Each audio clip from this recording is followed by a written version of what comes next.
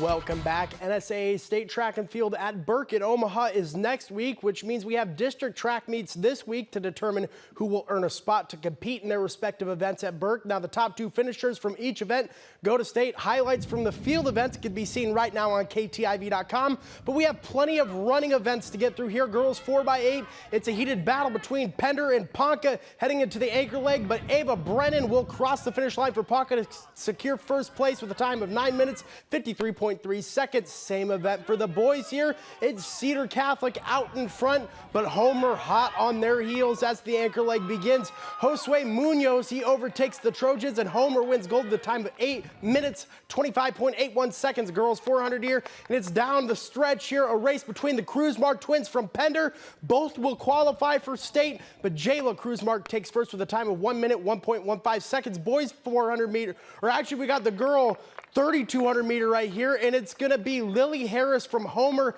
taking first with a time of 12 minutes, 26.85 seconds. Her teammate right there, Jaden Bousquet, also taking silver, and they both get to go to state.